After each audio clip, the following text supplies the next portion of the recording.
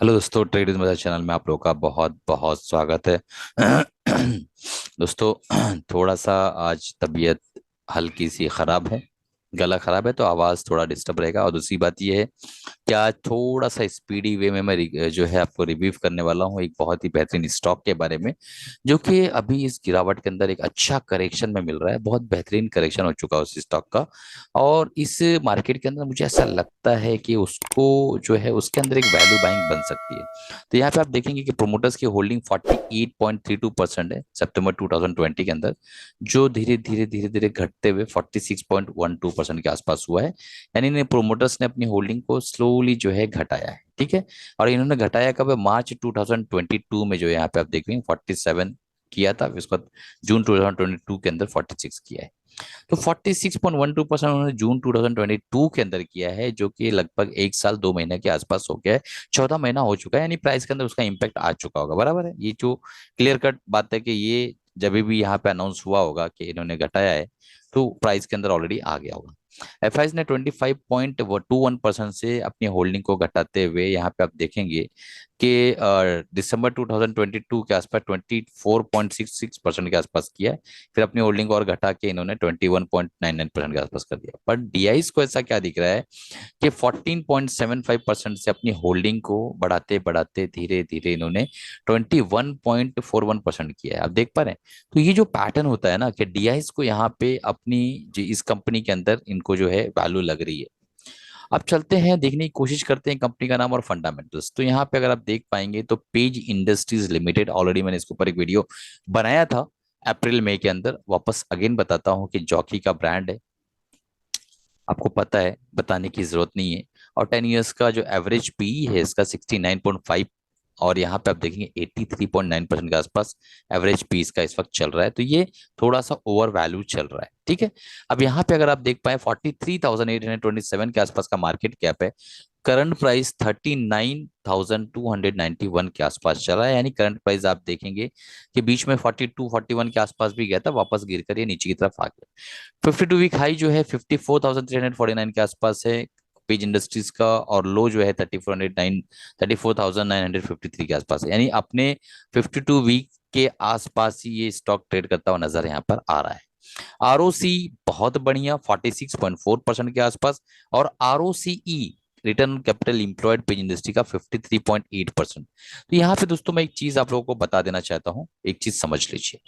जब भी कोई भी बेहतरीन लार्ज कैप कंपनी के अंदर आरओसी जो है आरओई से बढ़िया हो, वापस सुनिए, क्योंकि आप लोग इतने ढंग से मेरी बातों को समझते हैं, तो यहाँ समझने की कोशिश करिए कि जब भी कोई कंपनी जो बड़ी हो, लार्ज कैप हो, उसका आरओसी रिटर्न कैपिटल एम्प्लॉयड जो है वो आरओई से बढ़िया हो, तो वो कुछ हद तक ज्यादा बेहतर मानी जाती है।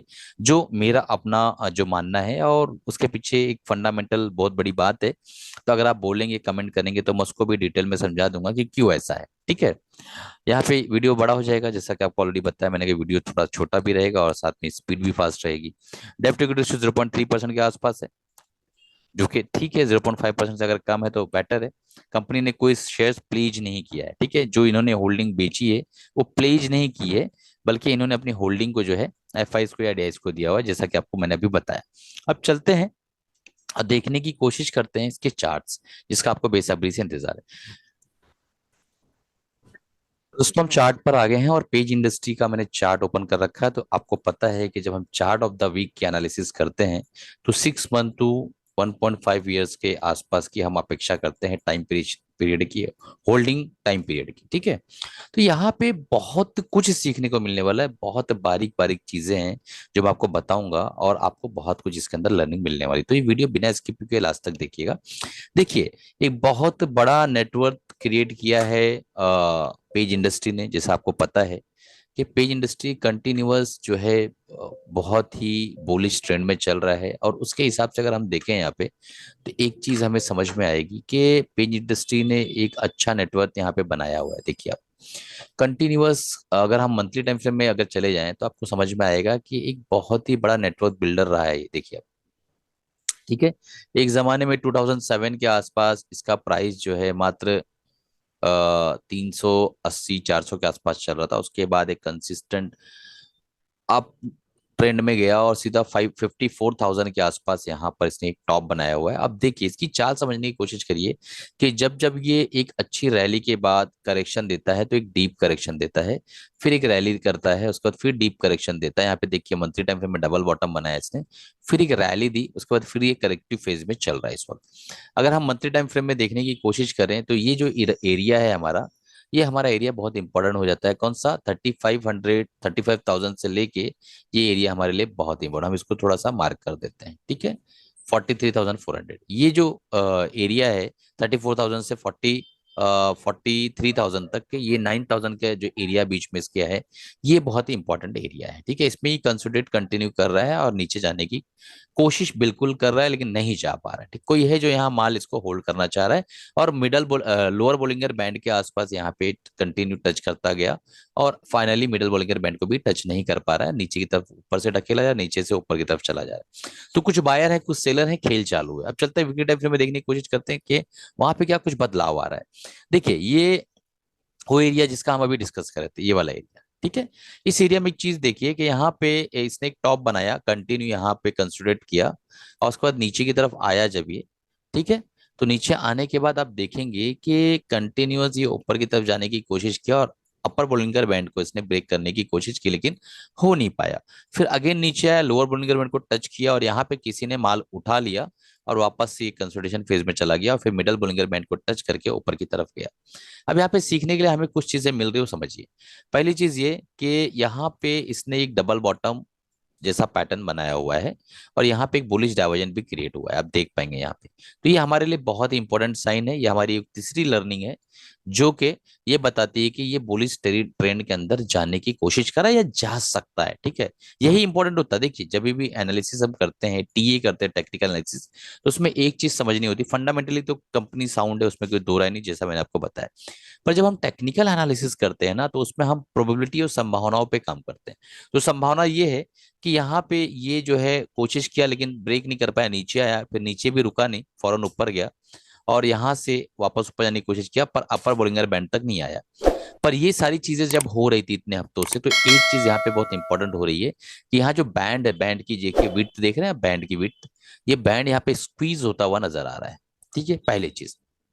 दूसरी चीज और समझिए कि यहाँ पे ये 200 वीकली मूविंग एवरेज यहाँ से आ रहा है, आप देख पा रहे हैं, ये 200 वीकली मूविंग एवरेज जो कि लोअर बोलिंजर बैंड से क्लैंप हो रहा है।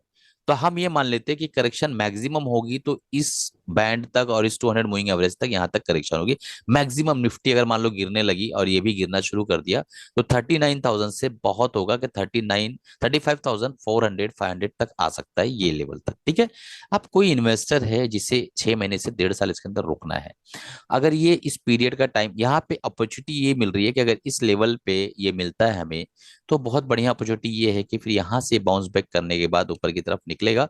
और 2 बार ऑलरेडी अटेम्प्ट कर चुका है, तीसरे अटेम्प्ट में बहुत ज्यादा चांसेस है कि ये ब्रीच कर देवे, क्योंकि जब तक ये कंसोलिडेट होगा तो ये बैंड और भी स्क्वीज होने के चांसेस है, ठीक है। पहली चीज, मान लो यहाँ से ही एक बुलिश कैंडल बना देता है और नीचे की तरफ आता ही नहीं है, तो हमें जो है इस ब्रेकआउट पे लेना है और हमारा जो टारगेट होगा, पहला टारगेट ये लेवल होगा। तो दो सिनेरियो है इसके अंदर। पहला सिनेरियो यहाँ पर आता है, बुलिश कैंडल बनाता है तो बाय करना है और इस लेवल पे हमें थोड़ा सा अपना प्रॉफिट बुक कर लेना है, ठीक है, और बाकी को रन करना है। और यहाँ पर अगर ये इस लेवल से नीचे आता ही नहीं है तो यहाँ पे जो बुलिश कैंडल बनाएगा और इसके ब्रेकआउट के बाद यानी 41,500 के ऊपर हमें बाय करना होगा। एक मिनट दोस्तों, ठीक है, 41,500 के ऊपर हमें बाय करना होगा और हमारा जो टारगेट होगा दोस्तों, होगा 45,500 के आसपास, ये टारगेट होगा। तो ये दो अलग अलग सिनेरियो में यहाँ पे ट्रेड करता हुआ नजर आ रहे हैं हम। और ये जो पहला टारगेट होगा, इसमें हमें सिर्फ और सिर्फ 50% के आसपास का ही प्रॉफिट बुक करना है, ठीक है। तो सिनेरियो नंबर 1, अगर हमें नीचे मिलता है तो हम नीचे बाय करेंगे और इस लेवल पे हम जो है अपने माल को 50% खाली करेंगे और सेकंड टारगेट पे हम पूरा एग्जिट कर लेंगे। सिनेरियो नंबर 2, यहीं से एक बुलिश कैंडल बनाता है, ऊपर की तरफ घूमता है तो उसके ब्रेकआउट पे बाय करेंगे और हमारे पहले टारगेट पे 50% प्रॉफिट बुक करेंगे, दूसरे टारगेट जो है लाइफ टाइम हाई रहेगा हमारा, वहां पे हम बाकी का प्रॉफिट बुक करेंगे। दोस्तों एक बहुत इंपॉर्टेंट पॉइंट ये था कि अगर आपको वाकई स्विंग ट्रेडिंग सीखना है और मार्केट को लेकर सीरियस है, तो हमारा एक प्रोग्राम है MSM बुलेटिन, ठीक है। 2000 का प्रोग्राम है, 60% डिस्काउंट पे मिल रहा है, सिर्फ मात्र 400 रुपीज के अंदर। उसमें मैं 1.5 लाख से लेके जो है 1 CR की जर्नी 5 से 7 सालों में आपको दिखाने वाला हूं, ताकि आपको ये यकीन हो सके कि कैश मार्केट के अंदर भी पैसा बनता है। कई लोग ऑप्शन फ्यूचर करके अपनी जिंदगी बर्बाद कर चुके हैं, उन्हें मुझे ऐसा लगता है कि इस प्रोग्राम के बारे में सोचना चाहिए। और कई ऐसे कैश के ट्रेडर हैं जो प्रॉफिटेबल नहीं है, उन्हें भी इस प्रोग्राम के बारे में सोचना चाहिए। नीचे डिस्क्रिप्शन में लिंक है MSM बुलेटिन, अगर आप डालते हैं नीचे डिस्क्रिप्शन में मिल जाएगा आपको। हमारा ऐप लोड कर लीजिए और ₹400 में मात्र 2 मंथ की वैलिडिटी के साथ है। वहां पे मैं इन डेप्थ एनालिसिस करता हूं हर एक स्टॉक के बारे में, और उसकी एनालिसिस करने के बाद उसको बाय किया जाता है, उसको दिखाया जाता है आपको कि किस तरीके से काम कर रहे हैं, पिरामिडिंग किस तरीके से हो रही है, ट्रेडिंग किस तरीके से करना है, किस तरीके से एलोकेशन करना है, फंड को डिप्लॉयड कितना करना है, कौन से सिनेरियो में, और कभी मार्केट बहुत ज्यादा ट्रेंडिंग रहे तो कैसा डिप्लॉय करना है, साइड वे रही तो मार्केट कैसा डिप्लॉय करना है। ठीक है, तो ये सारी चीज सिखाई जाती है। नीचे डिस्क्रिप्शन में लिंक है, तुरंत इनरोल कर लीजिए। बाकी डिस्क्लेमर था कि मेरी तरफ से जो भी मैंने चार्ट का एनालिसिस की, मात्र आपको सिखाने के लिए, लर्निंग पर्पज से की है। मेरी तरफ से कोई भी बाय या सेल रिकमेंडेशन है, तो अगर आपको बाय या सेल करना है तो अपने फाइनेंशियल एडवाइजर या मशवरा लेके ही बाय सेल करिएगा।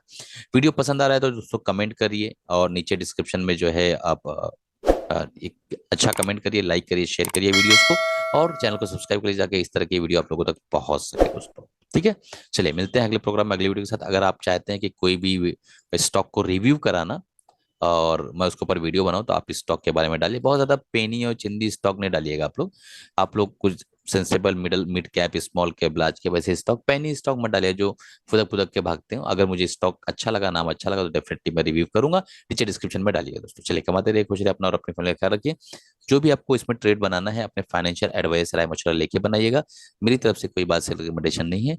और अगर आपको ट्रेड करना है तो पेपर ट्रेडिंग करके पहले लर्निंग लीजिए, सीखिए, उसके बाद काम करिए। नीचे MSM बुलेटिन है, उसको सब्सक्राइब कर लीजिए दोस्तों।